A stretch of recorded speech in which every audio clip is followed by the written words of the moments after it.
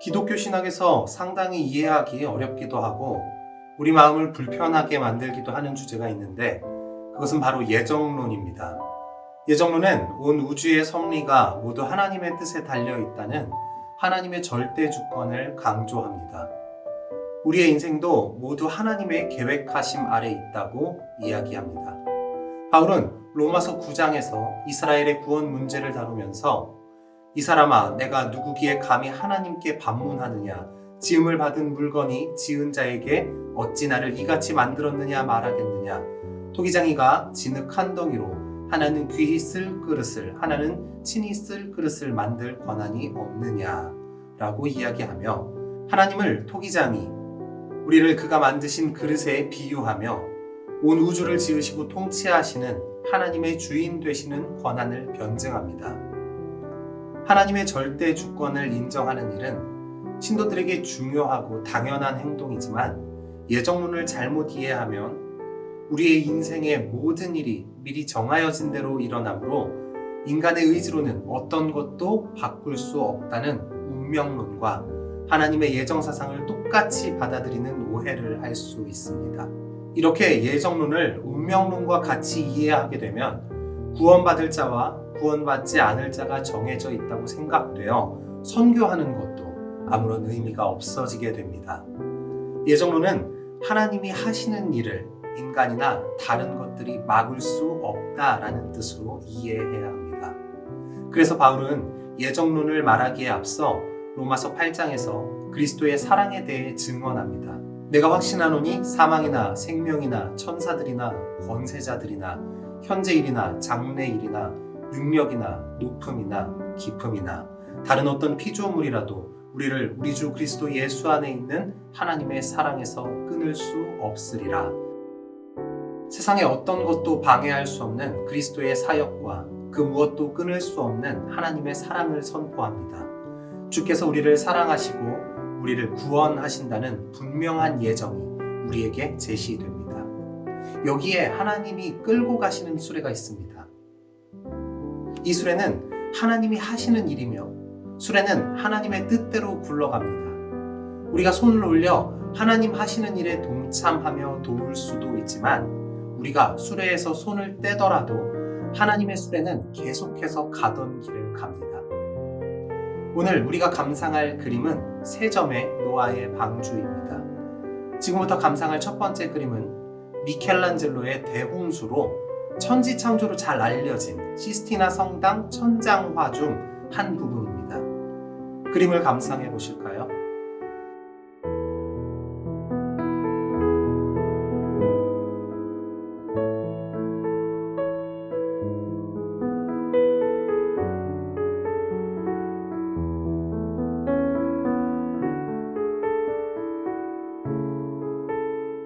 그림을 보시면 방주와 방주에 탄 노아의 가족이 뒤쪽에 작게 보입니다. 반면 방주에 타지 못한 채 죽음을 두려워하는 사람들의 모습이 그림의 대부분을 차지합니다. 구원받은 자와 구원받지 못하는 자를 분명하게 구분해서 표현한 것을 볼 때 홍수로부터 구원받을 자와 물에 잠겨 죽을 자를 하나님께서 이미 예정해 놓은 것처럼 보입니다. 그림은 죽음에 이를 자들의 모습을 더 크고 구체적이며 다양하게 표현합니다.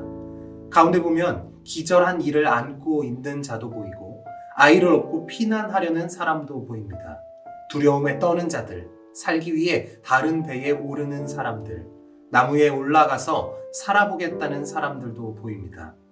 방주에 오르지 못한 것이 얼마나 비극적인 일인지 잘 묘사하고 있습니다. 두 번째 그림은 자코포 바사노의 방주에 승선하는 동물들입니다. 잠시 그림을 감상해 보겠습니다.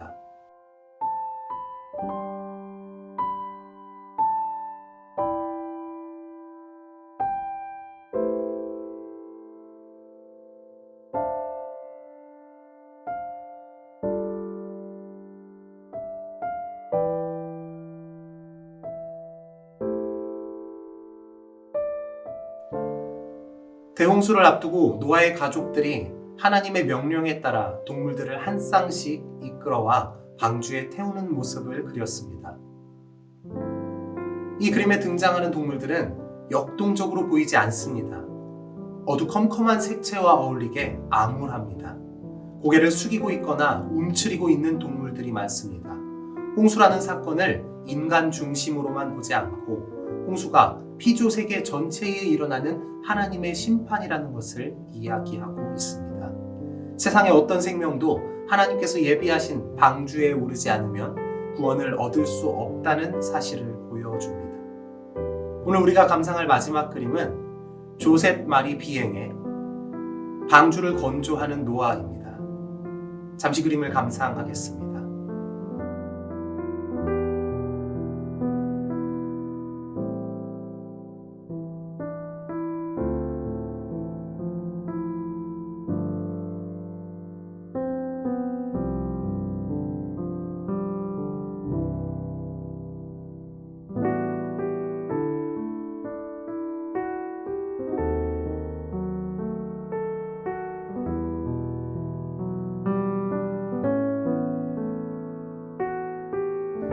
이 그림은 우리가 알던 노아의 방주에 대한 이야기와 조금 다른 내용을 보여주고 있습니다.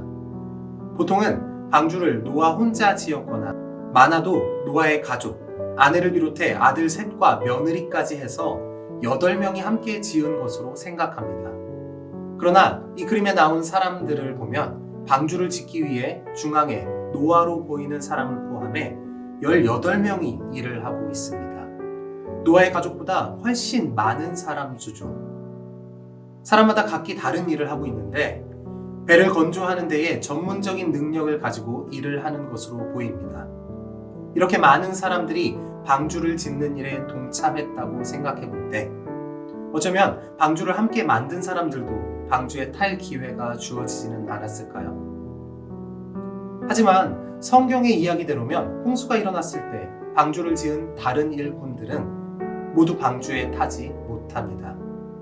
작가는 이 그림을 통해 하나님의 일을 하는 것과 하나님께 구원을 받는 것이 같은 일이 아니며 방주에 타지 못한 사람들은 하나님의 예정에 의해 버림받은 사람들이 아니라 스스로 방주에 오르지 않은 하나님의 손길을 거부한 자들이라고 말하는 것처럼 보입니다.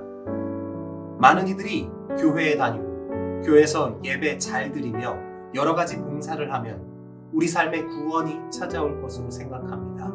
그러나 그렇게 신앙생활 잘 하던 사람도 자기의 위기 앞에서 하나님이 아니라 세상의 가치를 따라가는 것을 자주 보게 됩니다.